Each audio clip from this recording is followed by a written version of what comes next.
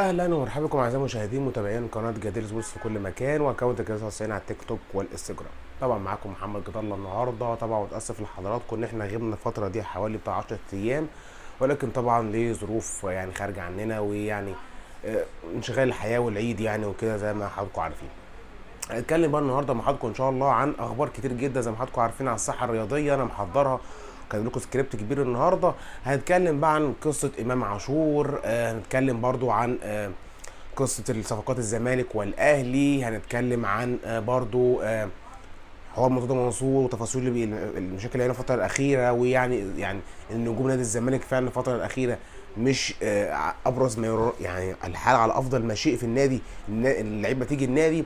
برضه هنتكلم عن النادي الاهلي، وخلاص زي ما اكدنا حضراتكم اكتر من حلقه ان كان حمدي فتحي يروح الوقرة الاماراتي، وبالفعل راح الوقرة الاماراتي. برامو سافيو سافر النادي الاهلي برضه رجع مره ثانيه، اتكلمنا عنه في بعض الحلقات. حاجات كتير جدا نتكلم مع حضراتكم عنها النهارده، ولكن طبعا قبل اي حاجه مالوش دعوه باللايك سبسكرايب للقناه وصلوا وسلموا على سيدنا محمد في كل وقت وحين. فيلا بينا نبدا الحلقه، يلا بينا. اول حاجه خلينا نتكلم مع حضرتك كده عن برامو سافيو، لانه ناس كتير جدا اتفاجئت بان هو بوليفار البوليفي اعلن بالتعاقد معه وعوده برامو سافيو مره اخرى للنادي. ويعني كان خبر مش صادم لجماهير النادي الاهلي ولا اي جماهير كولر بعد الواقعه اللي هو زي ما وضحنا لحضراتكم في حلقات سابقه من زمان جدا، لما كان في بعض المستحقات المتاخره على بعض اللاعبين والنادي الاهلي يعني استاذنهم. فسافيو الوحيد قال لك لا، انا مش هستنى تاخير المستحقات بتاعتي، فعمل مشكله. من ساعتها كولر ركنه تماما، وخصوصا الواقعه دي كانت بعد مباراه السوبر، ومن ساعتها ما شفناهوش مع النادي الاهلي. فالراجل خلاص النادي امبارح بوليفار البوليفي اعلن خلاص بشكل نهائي التعاقد مع سافيو ورجوعه لمنزله وبيته مره ثانيه. ده بالنسبه لقصه برامو سافيو خلاص وانتهينا منها. برضو الزمالك هيقدم شكوى رسميه ضد الثنائي سيف فاروق جعفر يوسف اسامه نبيه بسبب عدم انتظامهم في التدريبات الفتره الاخيره. فالزمالك معنا صاحب بيضايقهم طبعا خلاص مع ضمادهم مع بيراميدز بشكل كبير جدا، وخلاص الموضوع الزمالك بيضايقهم، ويعني هنغلس بمعنى الكلمه، والموضوع يعني هيبقى في كله في ايد اتحاد الكوره بشكل كبير جدا. ولكن انا برضو قبل ما انتقل للاخبار اللي بعديها عايزين بس نقف عند سيف فاروق جعفر ويوسف اسامه نبيه.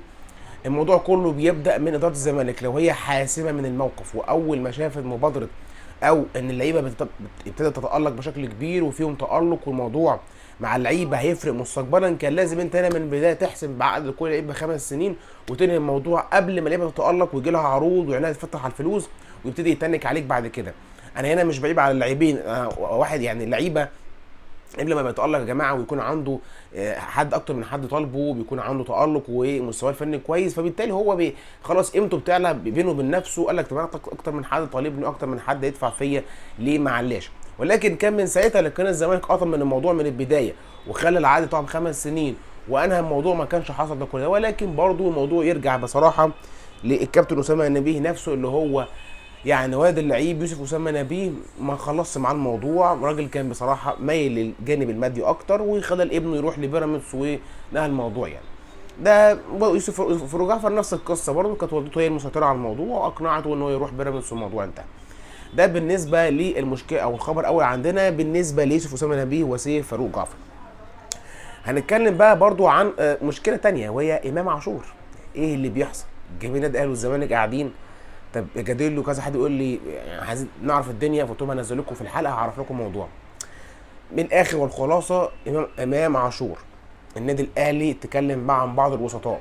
في ناس قالت ان الكابتن خطيب دخل في الموضوع، لا الاهلي كان بيجس نبض، ولكن الاهلي كده كده مش هيجيب امام عاشور عشان نكون متفقين. انا عارف انا بقول ايه، قال لي مش هيجيب، ولكن الاهلي داخل بيضغط على الزمالك عشان الزمالك يستنزف ماديا ويصرف كل اللي وراه عشان يرجعه. ولكن هنا في حته زي كده وتحسب مرتضى منصور، مع ان انا معترض معاه في حاجات كتير جدا، ولكن هنا الراجل ما استجابش لهذا الضغط منه من الجماهير، وبيسحب مننا مؤمن زكريا وبعديه كهربا وازاي تبقى عاشور للاهلي فالراجل قال لك انا الراجل مش هتصرف، انا ما اجيبش لعيبه جايبه 3 مليون واجي اجيبه 5 مليون، ده يهدر لي المال عام. فالراجل ما استجابش لهذا الضغط، ومع عاشور قال له عايز ترجع يا ابني، احنا هنكلم ميتلاند الدنماركي يعني تقديرا ليك، وعايز ترجع ترجعك كاعار، ده افضل حاجه ممكن نعملها.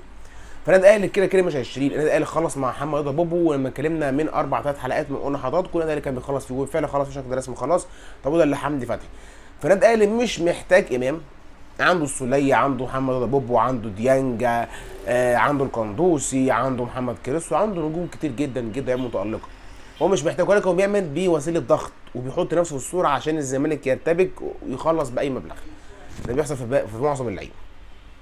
فامام عاشور قصته عشان تبقوا عارفينه وخلاصه، النادي الاهلي مش هيخلص فيه، مش عايزه اصلا، بيعمل ورقه ضغط على الزمالك ليس الا، والزمالك ما استجابش لهذا الضغط من مرتضى منصور، قال لك انا مش هدفع فيه اكتر من يعني من اعاره، مش هيبيعه ب 3 مليون ارجع اجيب 5، وده قرار صعب جدا من الزمالك. ده قصته. الراجل يا اما هيكمل في ميتلاند يا جماعه، او هيرجع على بيراميدز بالكتير قوي هي اللي هتقدر تدفع، او الزمالك هيجيبه اعاره. انما يروح النادي الاهلي صعب جدا، خصوصا ان المطلب الجماهيري مش عايزينه بعد الواقعه اللي عملها مع مقاولين سليمان وشتم رموز النادي الاهلي في وخطر في الملابس لما كان في الناشئين. فيعني الموضوع مش على ابرم ما يرام مع امام عاشور بالنسبه للنادي الاهلي وجماهيره ورموزه. ده قصه امام عاشور نركنها بقى على جنب. ننتقل بقى على زي ما قلنا لحضراتكم على الحفل اللي معمول في السعوديه، وحفله النجوم تتوالى بعد مندي لاهلي جده.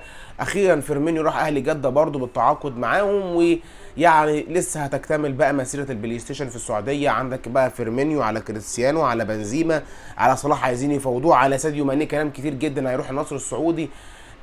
واخيرا اللعيب ميزوميتش في النصر، نزلت عنه في الجروب. السعوديه بتجمع نجوم العالم زي ما قلنا مرارا وتكرارا عشان كاس العالم 2030. ده بالنسبه لخبر فيرمينيو. في عندنا بقى اخبار بقى نتكلم عنها برضو تخص النادي الاهلي بشكل كبير، ولكن يلا بينا نتكلم عنها بشكل مفصل. يلا بينا. الخبر اللي بعد كده عندنا بقى ان اتحاد جده بيرصد 8 مليون دولار للتعاقد مع عبد المنعم تعويضا لغياب حجازي. طبعا زي ما حضراتكم عارفين حجازي اصيب يعني رب شفاه الله وعافاه بالرباط الصليبي، وهيغيب عن المباراه يعني في الملاعب الرياضيه فتره كبيره جدا. فبالتالي اتحاد جده بيبحث عن صفقه عربيه تعوضه، فبيتكلموا عن الاهلي بيرصد 8 مليون دولار. هل فعلا الكلام ده هيتم ولا لا؟ ولكن الاهلي هو محتاج عبد المنعم بشكل كبير جدا، فهل هيترخى ليه المبلغ المالي ولا لا؟ فده هيبان الفتره الجايه. برضو قصه بن شرقي خلاص الراجل التزم في التدريبات، هيكمل مع الجزيره. يعني ما كان كلام كتير جدا الزمالك وهيخلص وبن شرقي وتنازل، الكلام كله كان في الهراء. راجل مكمل مع الجزائر الاماراتي والدنيا ماشيه مع شكل كبير، وهيكمل في التدريبات. نفس الامر مع طارق حامد، هيكمل مع اتحاد جده، والمدرب بتاع اتحاد جده قال لك متمسك بيه جدا وراجل من اهم لعيبه عندي، وراجل هيكمل بشكل طبيعي مع اتحاد جده. برضو بالنسبه عندنا خبر تاني ان بالحاج برضو الناس بتقول لك هرب من الزمالك ومشي وساب الراجل. اصلا يا جماعه كان معدة اعارته لغايه 30/6، الراجل جه 30/6 الزمالك ما جالوش الاعاره بند الشراء فمشي. الراجل معلوش حقوق او حاجه، الراجل كده كده خلاص عقده رسميا، وبالتالي يرجع لاسوان بشكل طبيعي. انا بقول لكم التفاصيل كلها بشكل سريع عشان تبقوا عارفين الدنيا ماشيه ازاي، عشان اوضح لكم الامور بشكل مبسط. ده بالنسبه للنادي الاهلي والزمالك والاخبار اللي حولوهم. برضو عندنا خبر تاني، منتخب مصر اولمبيا تاهل لنهائي افريقيا، وبعد الفوز على غينيا وتاهل لتصفيات المونديال. ويعني انجاز كبير جدا منتخب اولمبي، حاجه كويسه ومشرفه. مع المنتخب الاول برضو الحمد لله الدنيا ماشيه مع فيكتوريا محقق ارقام كويسه. فالدنيا الحمد لله الى حد ما في المنتخبات ابتدت تتظبط بشكل كبير لما جبنا مديرين فنيين على قدر كبير من الكفاءه.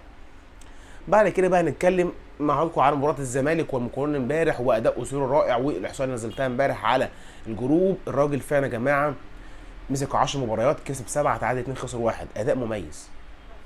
هتقول لي ليه ايه انت يعني بتأفور في الراجل؟ ليه مش بأفور؟ نفس اللعيبه ونفس الفرقه كانت وحشه جدا جدا مع فيريرا في اخر ايامه، الراجل مسكها هي نفس اللعيبه. طور يا جماعه طور، اللمسه بانت فعلا.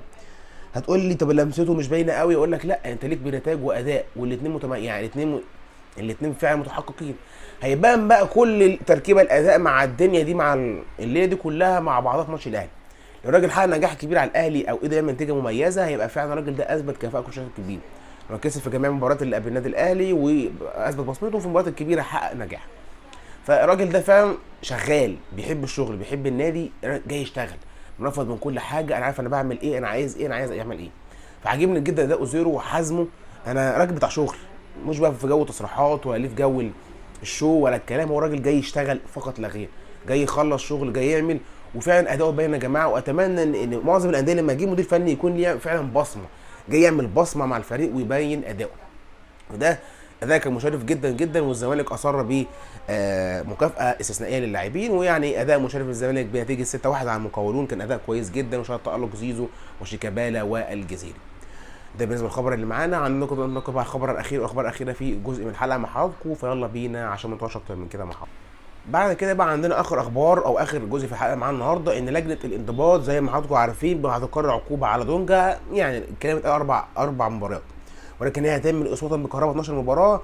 فلما الزمالك سمع كده قال لك انا هتمسك بعدم لعب مباراه الاهلي وانسحب منها اصوات بعدم تطبيق العقوبه على دونجا، لازم تطبق على كهرباء. وصراحه لما انت يا جماعه بيقول كده، انت عامل عقوبه على دونجا هوبا في يومين ثلاثه هوبا طلع هوبا طبق. طب كهرباء يا جماعه بقى له شهر واحد، فين توقيع العقوبه على الراجل؟ كان زمانه خلصها.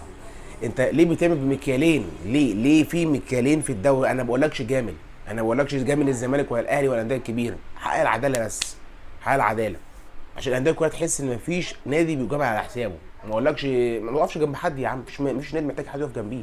حق العداله من جميع الانديه، عشان حتى نلاقي مثلا الاتحاد خد الدوري، المصري خد الدوري مثلا في يوم من الايام، الاسماعيلي. ليه الدوري الانجليزي كل ممكن تلاقي نادي في القاعه ياخد الدوري الموسم اللي بعدين؟ في عداله بتطبق بشكل كبير، مفيش حد بيجامل، الناس كلها على يعني المسافه قريبه من الجميع، كله على مسافه واحده. لكن في مجاملات وفي صفقات بتتعمل زي زد والجون، مش عايزين نتكلم عنها في الموضوع قدام. صفقه تمت مع اتحاد الكوره بصعود زد والجونه، كلام كده، في كلام حاجات تحت الترابيزه كتير بتتم، ولكن احنا في الكوره في مصر طول ما هي كام مش هتنجح. ولكن خلينا نتكلم بقى في المهم. ان دونجا الزمالك قال لك انا مش هطبق، مش يعني العقوبه لو طبقت عليا انا مش هلعب مباراه الاهلي، والزمالك متمسك بقى بهذه الجزئيه ومتمسك بحقه في الجزئيه دي. هنختم بقى باخر خبر مع حضراتكم، ان العقود الخليجيه بتتهافت على نجوم النادي الاهلي بعد تالق كبير في الفتره اللي فاتت، وصراحه حقهم كانت على الشحات، تتهافت على عبد المنعم، تتهافت على في كلام من ديانج، في كلام برضو على الشحات، ولكن خلاص بعد ما مضى الموضوع اتقفل. برضو في كلام كتير جدا جدا جدا كمان على السوليه، بس الموضوع ده لسه بادئ عليه شويه، في عروض جايه له خليجيه، بس النادي الاهلي مهدي الموضوع. فالنادي الاهلي بعد حصوله على افريقيا وتالقه العروض تفاهمت على اللعيبه بشكل كبير جدا، والنادي الاهلي بيحاول يتعامل مع لعيبه اللي جايه له عروض، اللي مميز هنمشيه زي حمدي، واللي لا محتاجينه زي الشحات هنخليه، نقدر نمشيه زي حمدي نجيب مكانه، لا اللي محتاج مش هنقدر نعوضه نسيبه زي الشحات. الاهلي بيتعامل بذكاء مع العروض، مش بيع وقلب، لا في مرونه وفي ذكاء في التعامل مع اللاعبين. ده كده انا وضحت لحضراتكم الاخبار على الساحه الرياضيه. برده كان خبر معانا ان الكابتن طارق العشري فاركو وجهت له الشكر، يعني مش ماشي معاه الكيمياء مع فاركو، وجهوا له الشكر بالتدريب نادي الفريق فاركو، يا راجل رحل بيه بشكل يعني ما فيش اداء، ما فيش توفيق في اداء الفتره الاخيره. وبرده خبر معاه خبر الموسم نزلته امبارح مساحه من طويله، هيبقى اول رئيس نادي ومدير فني لفريق النجوم. فيعني احنا في الدوري المصري يا حبيبي هنشوف الغرايب والطرايب بشكل عادي، ما تستغربش. بكده نكون وصلنا مع حضراتكم نهايه الحلقه، ووضحت لك كل اللي انت عارفه في الدوري المصري، الخليج، الدنيا ماشيه ازاي، اوروبا، يعني وضحت لكم الاخبار بشكل عام والتفاصيل كل حاجه والخلاصه في كل المواضيع الرياضيه. كانوا نكون وصلنا مع حضراتكم نهايه الحلقه. الحلقه عجبتك طبعا دعم لك سبسكرايب للقناه، ودعم صفحتنا على البيج على الفيسبوك باسم محمد جد الله، وجدير سبوس على 99 على التيك توك والانستجرام. كان محمد جد الله، والسلام عليكم ورحمه الله وبركاته، ودمتم في رعايه الله وحفظه، الى اللقاء في حلقه قادمه، سلام.